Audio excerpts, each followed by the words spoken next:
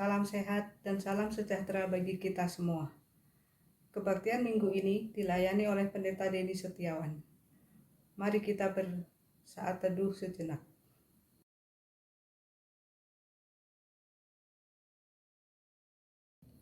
Mari kita bangkit berdiri. Tuhan itu penopang bagi semua orang yang jatuh dan penegak bagi semua orang yang tertunduk. Mata sekalian orang menantikan Engkau, dan Engkau pun memberi mereka makanan pada waktunya. Engkau yang membuka tanganmu dan yang berkenan mengenyangkan segala yang hidup. Tuhan itu adil dalam segala jalannya, dan penuh kasih setia dalam segala perbuatannya. Tuhan dekat pada setiap orang yang berseru kepadanya, pada setiap orang yang berseru kepadanya dalam kesetiaan. Mari kita memuliakan Tuhan dengan pujian abadi tak nampak.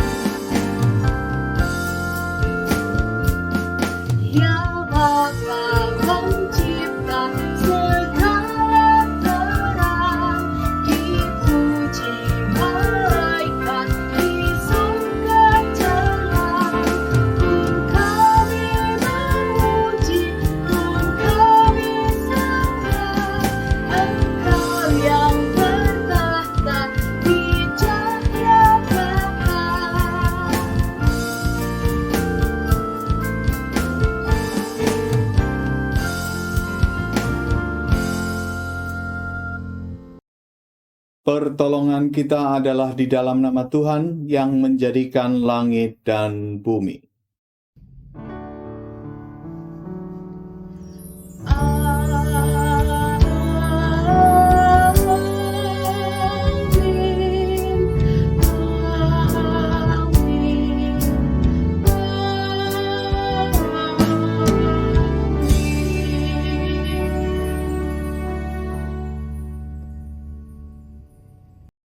Kasih Kristus menyertai saudara-saudara sekalian.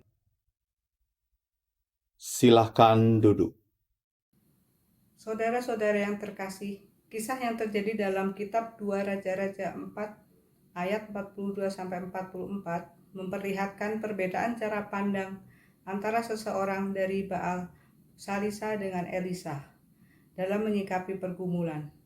Ia memandang bahwa 20 roti jelai serta 1 kantung gandum tidak cukup untuk 100 orang. Sedangkan Elisa meyakini bahwa itu cukup. Dan ternyata benar, hal itu cukup dan bahkan ada sisanya.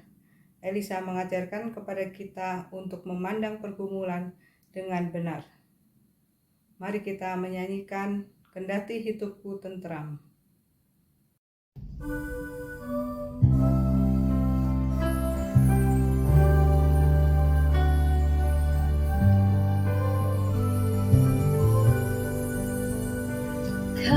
Kendati hidupku tentram dan senang, dan walau derita penuh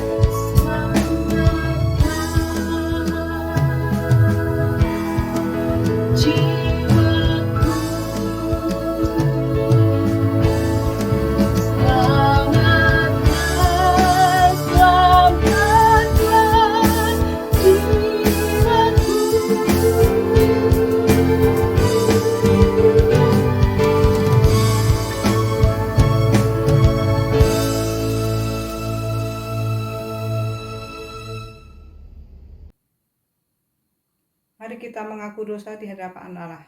Kita mengingat setiap kekurangan dan dosa yang telah kita lakukan. Jemaat dipersilahkan untuk menaikkan doa secara pribadi.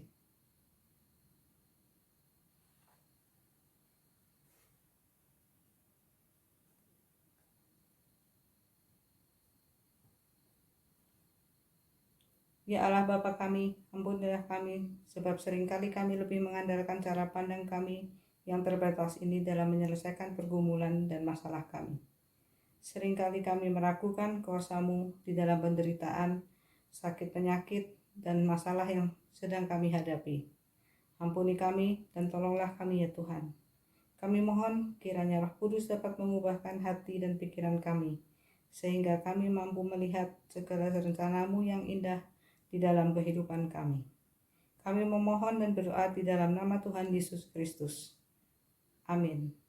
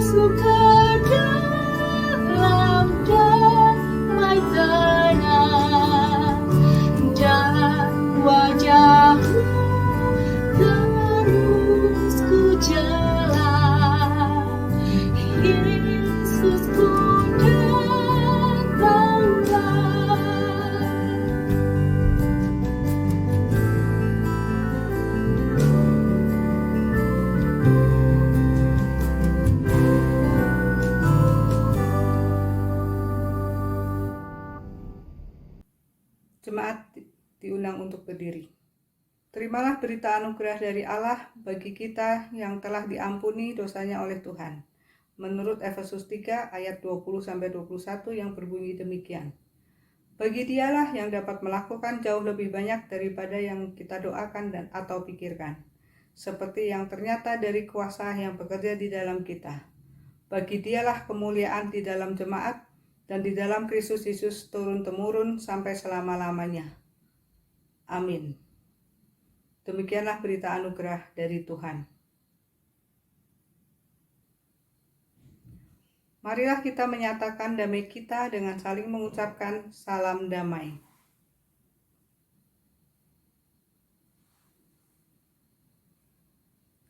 Mari dengan sukacita kita menyambut anugerah yang telah membuat hidup kita kaya akan kemurahan Tuhan dengan menyanyikan tenang dan sabarlah.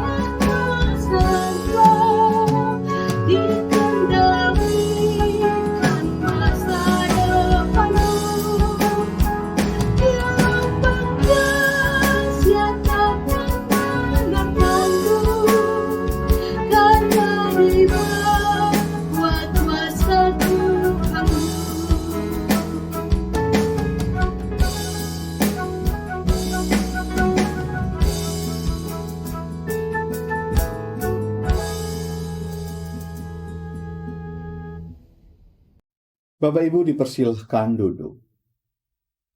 Mari Ibu Bapak dan Saudara, sebelum kita membaca dan merenungkan firman Tuhan, mari kita berdoa mohon pimpinan Roh Kudus.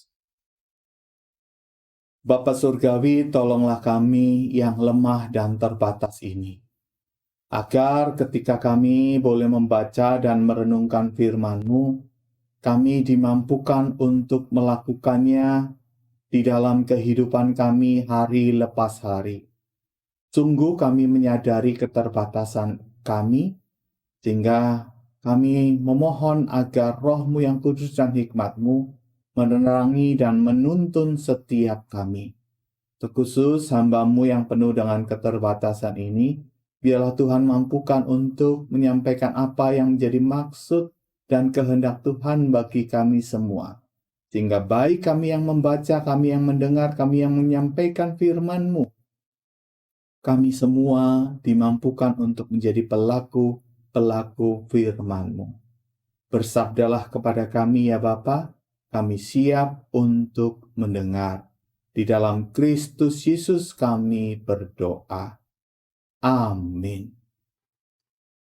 Inilah Injil Yesus Kristus menurut Yohanes pasal 6 ayat 1 sampai dengan ayat 21. Injil Yohanes pasal 6 ayat 1 sampai dengan ayat 21.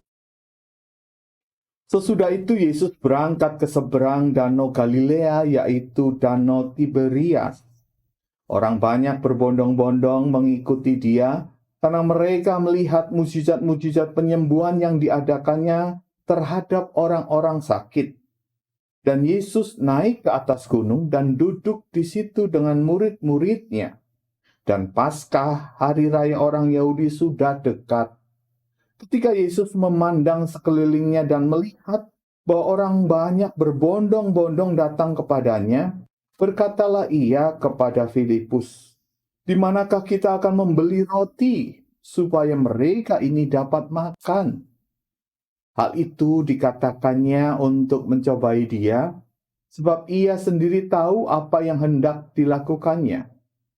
Jawab Filipus kepadanya, "Roti seharga 200 dinar tidak akan cukup untuk mereka ini, sekalipun masing-masing mendapat sepotong kecil saja." Seorang dari murid-muridnya, yaitu Andreas, saudara Simon Petrus, berkata kepadanya, "Di sini ada seorang anak yang mempunyai 5 roti jelai dan 2 ikan. Tetapi apakah artinya itu untuk orang sebanyak ini?" Kata Yesus, "Suruhlah orang-orang itu duduk." Adapun di tempat itu banyak rumput, maka duduklah orang-orang itu kira-kira 5.000 laki-laki banyaknya. Lalu Yesus mengambil roti itu, mengucap syukur dan membagi-bagikannya kepada mereka yang duduk di situ. Demikian juga dibuatnya dengan ikan-ikan itu, sebanyak yang mereka kehendaki. Dan setelah mereka kenyang, ia berkata kepada murid-muridnya, "Kumpulkanlah potongan-potongan yang lebih supaya tidak ada yang terbuang." Maka mereka pun mengumpulkannya dan mengisi 12 bakul penuh dengan potongan-potongan dari kelima roti jelai yang lebih setelah orang makan. Ketika orang-orang itu melihat mujizat yang telah diadakannya, mereka berkata, "Dia ini adalah benar-benar nabi yang akan datang ke dalam dunia." Karena Yesus tahu bahwa mereka hendak datang dan hendak membawa dia dengan paksa untuk menjadikan dia raja, ia menyingkir pula ke gunung seorang diri. Dan ketika hari sudah mulai malam, murid-murid Yesus pergi ke danau lalu naik ke perahu dan menyeberang ke Kapernaum. Ketika hari sudah gelap, Yesus belum juga datang mendapatkan mereka. Sedang laut bergelora karena angin kencang. Sesudah mereka mendayung kira-kira 2-3 mil jauhnya, mereka melihat Yesus berjalan di atas air mendekati perahu itu. Maka ketakutanlah mereka. Tetapi ia berkata kepada mereka, "Aku ini, jangan takut." Mereka mau menaikkan dia ke dalam perahu dan seketika juga perahu itu sampai ke pantai yang mereka tujui. Demikianlah Injil Yesus Kristus. Berbahagialah setiap kita yang boleh terus memeliharanya di dalam kehidupan kita sehari-hari. Haleluya.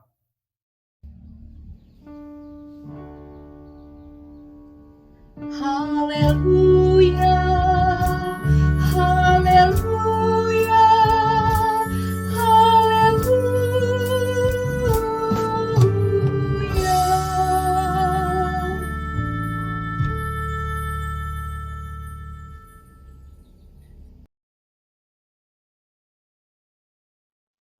Bapak, Ibu, dan Saudara, tema kita minggu ini adalah memandang pergumulan dengan benar. Apa yang Anda pertama kali lihat dari gambar ini? Mungkin ada yang melihatnya seorang gadis yang sedang menoleh. Tapi mungkin ada sebagian dari Anda melihat seorang nenek yang memiliki dagu cukup panjang. Ini membuktikan bahwa setiap kita memiliki cara pandang yang berbeda-beda. Bahkan mereka yang kembar sekalipun, mereka masing-masing memiliki cara pandang yang berbeda satu sama lain. Dalam bacaan kita diperlihatkan cara pandang yang berbeda antara murid-murid Yesus dengan Yesus. Dan setidaknya ada 3 hal yang bisa kita lihat di sana. Yang pertama diwakilkan oleh Filipus. Ketika melihat sebuah masalah, ketika melihat orang banyak harus diberi makan, maka Filipus mulai mengkalkulasi nominal yang dibutuhkan untuk memberi makan orang banyak saat itu. Berbeda dengan Yesus. Yesus memiliki cara pandang yang bermula dari hati yang tergerak oleh belas kasihan.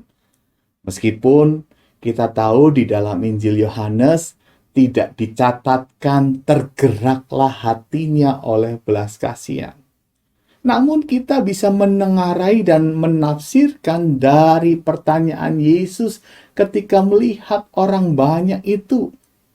Dikatakan di sana, di mana kita membeli roti untuk memberi makan mereka ini?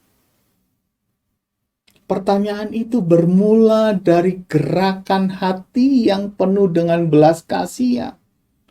Yesus melihat masalah dimulai dengan gerakan hati yang berbelas kasihan. Dan itu bisa kita lihat di dalam Injil-Injil. Bagaimana Yesus melihat masalah dan bermula atau berawal dari hatinya yang tergerak untuk boleh mengatasinya. Sebagai murid-murid Kristus masa kini, kita diajarkan untuk melihat masalah, untuk melihat mereka yang membutuhkan, agar kita boleh tergerak hatinya untuk menolong mereka. Tergerak hati kita oleh belas kasihan dan membantu mereka. Mungkin tidak cukup apa yang ada di dalam diri kita, tetapi ketika kita digerakkan oleh belas kasihan dari Allah, saya percaya kita pasti dicukupkan. Berbeda jika kita mulai melihat masalah, melihat mereka yang kekurangan, kemudian kita menghitung-hitung. Ya pasti akan selalu kurang. Buat kita juga kurang. Belum nanti kita harus bayar ini, belum nanti sekolah anak ini, belum nanti. Pada akhirnya kita tidak dapat merasakan berkat Allah yang tercurah dalam diri kita dan berkat Allah yang sedang Allah rencanakan dan rancangkan untuk mereka. Pada akhirnya kita tidak dimampukan untuk menjadi berkat bagi sesama. Mari kita mulai melihat masalah dengan gerakan hati yang berbelas kasihan. Itu yang pertama. Yang kedua, kita melihat bagaimana Andreas memiliki cara pandang yang pesimistis dan penuh kesia-siaan. Dikatakan di sana ada 5 roti jelai dan 2 ikan. Tapi bagi Andreas itu sia-sia, tidak ada gunanya. Andreas seorang yang pesimis dalam hal ini dan juga memandang semuanya sia-sia. Berbeda dengan Yesus. Yesus melihat apa yang ada sebagai sesuatu yang pasti bermanfaat. Ada gunanya. Dan kita diajarkan bahwa di dalam hidup kita, apapun yang Tuhan kerjakan, apapun yang sedang kita lakukan, apapun yang sedang Tuhan rancangkan dalam hidup kita, itu tidak akan pernah sia-sia. Pasti ada manfaatnya. Pasti ada rencana Tuhan di balik itu. Apapun pergumulan kita saat ini, semua masalah, semua pergumulan, tidaklah sia-sia ketika kita boleh memandangnya di dalam rancangan dan rencana Allah. Karena itu apapun yang Tuhan sedang lakukan saat ini dalam diri kita, dalam diri ibu bapak saudara, apapun pergumulan, pasti ada manfaatnya. Pasti ada rencana Tuhan untuk kebaikan kita dan kebaikan sesama kita. Mari kita melihat pergumulan itu, pasti ada manfaatnya. Pasti ada rencana Tuhan. Bukan sebuah kesia-siaan. Dan yang ketiga, yang terakhir, di dalam sebuah masalah selalu ada 2 sisi. Sisi yang pertama adalah sisi yang menakutkan dan bahaya. Sisi yang kedua adalah sisi yang membuat kita berani dan menjadikan itu sebuah peluang kesempatan. Di sini Tuhan mengajarkan setiap kita bahwa di dalam setiap masalah ataupun pergumulan kita diajarkan untuk melihat dan mengalami sisi yang satunya. Kita harus berani melangkah dan kita harus berani berbagi. Kita harus melihat ini sebagai peluang untuk kita dijadikan saluran berkat. Peluang untuk menyatakan kemurahan Allah. Mari kita belajar bahwa apapun masalah yang kita hadapi saat ini sebagai sebuah peluang untuk kita berbagi. Orang banyak di hadapan Tuhan Yesus bukan sebuah masalah yang menakutkan dan bahaya, tetapi sebuah peluang di mana Allah boleh menyatakan karyanya di tengah kehidupan orang banyak. Bapak, Ibu, dan Saudara, dari ketiga perbedaan itu dapat kita simpulkan bahwa manusia tidak akan dapat memandang pergumulan dengan benar tanpa kasih Allah. Tidak dapat memandang pergumulan dengan benar tanpa hikmat Allah. Tidak dapat memandang pergumulan dengan benar tanpa Roh Allah. Karena itu mari kita belajar untuk hidup kita dikuasai oleh kasih Allah. Hidup kita dibimbing oleh hikmat Allah. Dan hidup kita dituntun oleh Roh Allah. Sehingga kita bisa melihat masalah-masalah itu dengan benar. Kita bisa melihat masalah-masalah dan pergumulan-pergumulan yang sedang kita hadapi dengan cara pandang Allah. Cara pandang Kristus yang pada akhirnya memperlihatkan damai sejahtera, memperlihatkan sukacita yang dialami oleh orang banyak. Mari kita berefleksi dari puisi ini.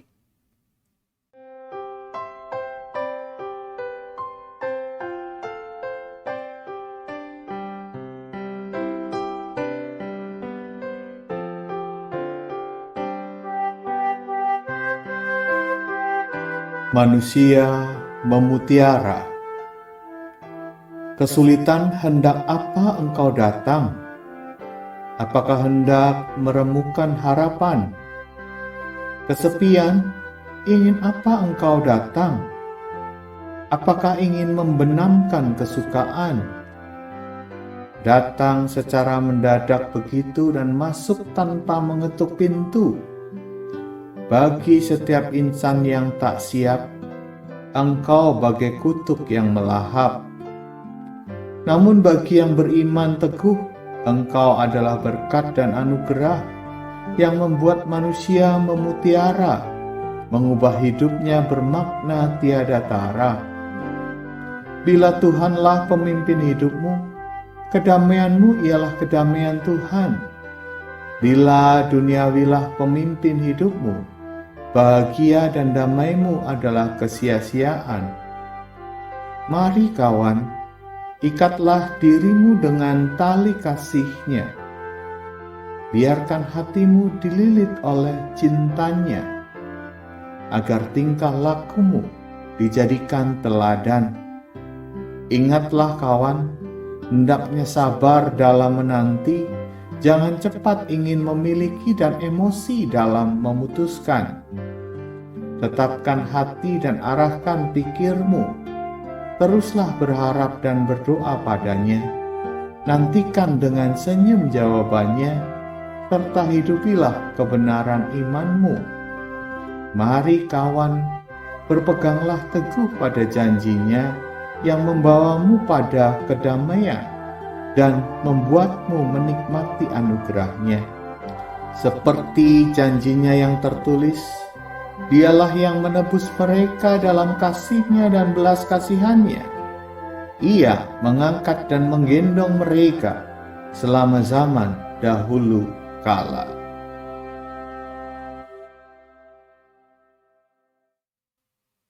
Kiranya Kristus memampukan kita untuk boleh hidup di dalam kasih, hikmat, dan roh Allah. Tuhan memberkati kita. Amin. Saat teduh bagi kita semua.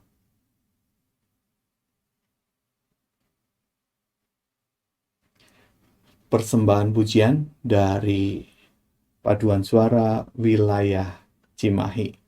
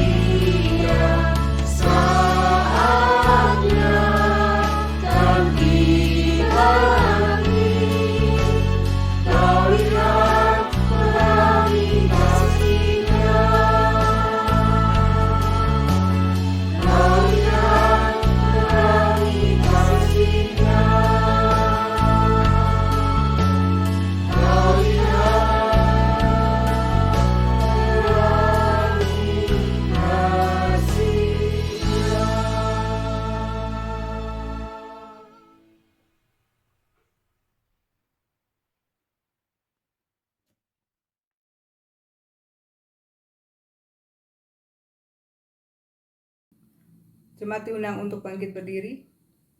Marilah kita bersama mengucapkan pengakuan iman rasuli.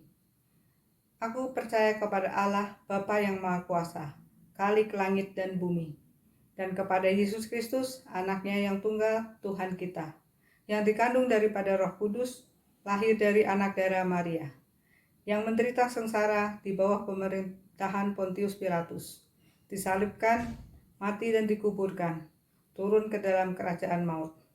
Pada hari yang ketiga, bangkit pula dari antara orang mati, naik ke surga, duduk di sebelah kanan Allah, Bapa yang Maha Kuasa, dan akan datang dari sana untuk menghakimi orang yang hidup dan mati.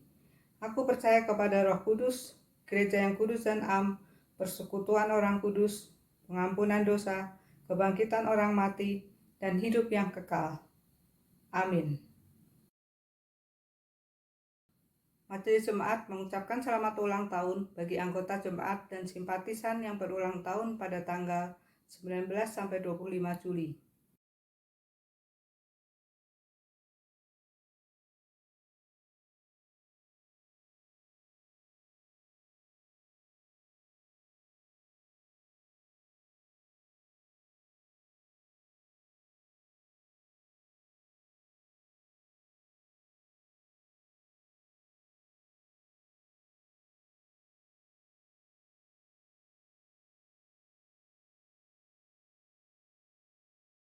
Tuhan memberkati. Bapak, Ibu, dan Saudara, mari kita naikkan doa syafaat kita. Kita berdoa.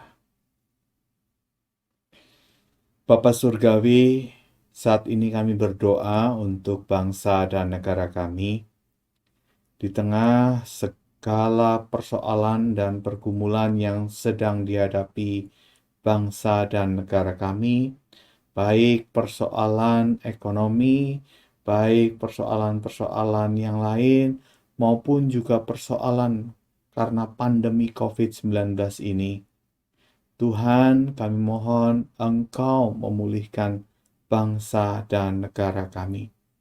Berikan setiap kami, baik kami rakyat maupun para pemimpin kami, boleh bersehati, bersatu padu, mengatasi segala masalah yang sedang melanda bangsa dan negara kami ini. Kami berdoa untuk upaya-upaya pemerintah di dalam menangani COVID-19 ini, biarlah melalui vaksinasi dan dengan keputusan-keputusan serta kebijakan-kebijakan yang diberlakukan, boleh memampukan bangsa kami ini merasakan dan mengalami pemulihan dari Tuhan. Kami berdoa untuk tenaga kesehatan, pekerja kesehatan, pekerja publik, semua yang Tuhan pilih menjadi garda terdepan di dalam mengatasi COVID-19 ini. Kiranya Engkau melindungi mereka, menolong mereka, dan seluruh program vaksinasi boleh berjalan dengan lancar. Kami berdoa untuk gereja-Mu agar boleh hadir baik dalam persekutuan maupun juga kesaksian pelayanan untuk menjadi saluran berkat bagi mereka yang membutuhkan. Kami juga berdoa untuk saudara-saudara kami yang sedang mengalami sakit penyakit, baik karena COVID-19 ataupun karena sakit penyakit yang lain. Kiranya Tuhan tolong mereka, sembuhkan dan pulihkan saudara-saudara kami. Kiranya damai sejahtera-Mu boleh terus senantiasa mereka rasakan. Bapa Surgawi, saat ini kami berdoa untuk keluarga yang berduka, yaitu keluarga almarhum Bapak Radityo Kurnia Utomo. Kami berdoa untuk setiap anggota keluarga. Kiranya Tuhan hiburkan, kiranya Tuhan boleh menguatkan dan menolong setiap anggota keluarga untuk menjalani kehidupan dan masa depannya dengan penuh harapan. Kami saat ini juga berdoa untuk saudara-saudara kami yang bertambah usia.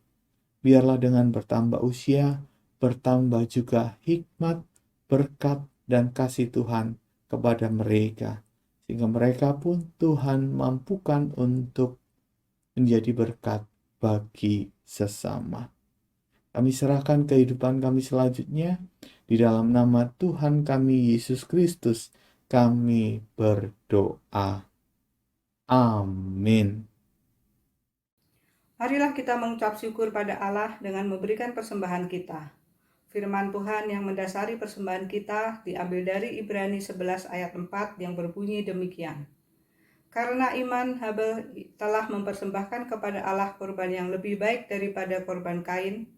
Dengan jalan itu, ia memperoleh kesaksian kepadanya bahwa ia benar, karena Allah berkenan akan persembahannya itu. Dan karena iman, ia masih berbicara sesudah ia mati.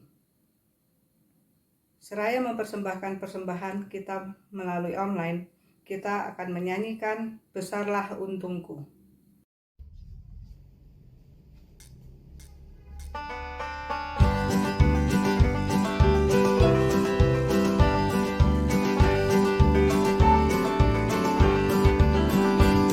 Besarlah untukku jika Yesus milikku, bersuka jiwaku karena damai yang penuh.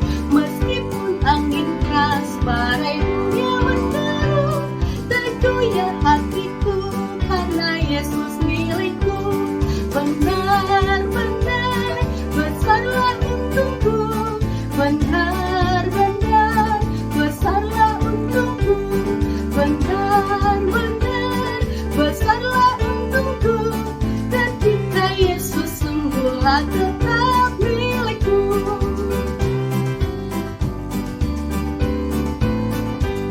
Kendati tiadalah hartaku di dunia, hatiku tak resah, tak bersungut berdesah. Karena ku sungguh tahu jika Yesus milikku, tak sia-sialah segenap usahaku. Benar-benar besarlah untukku, benar-benar besarlah untukku, benar-benar besarlah untukku. Ketika Yesus sungguhlah tetap milikku.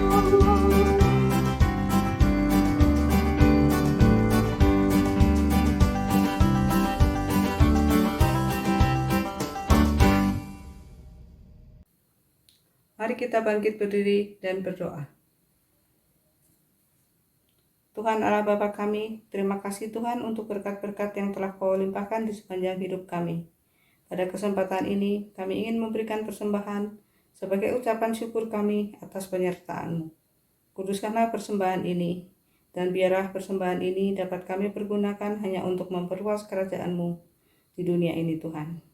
Dan beri hikmat kepada kami, supaya kami dapat mengelola persembahan ini dengan rasa takut akan Engkau Tuhan. Kami berdoa di dalam nama Tuhan Yesus Kristus. Amin.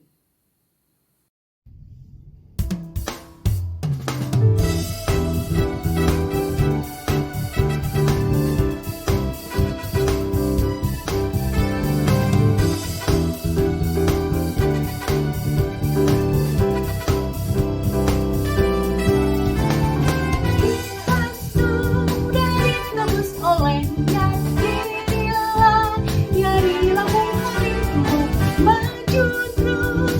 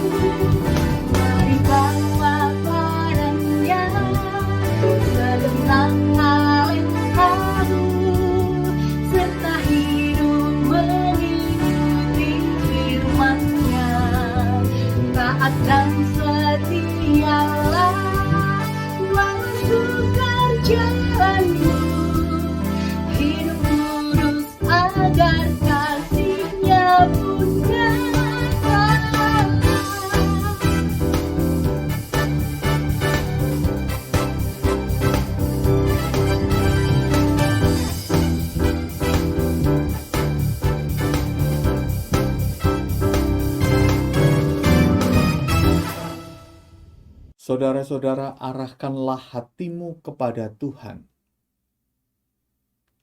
Jadilah saksi Kristus. Terpujilah Tuhan. Dan terimalah berkat dari Tuhan. Tuhan memberkati engkau dan melindungi engkau. Tuhan menyinari engkau dengan wajah-Nya dan memberi engkau kasih karunia. Tuhan menghadapkan wajah-Nya kepadamu dan memberi engkau damai sejahtera.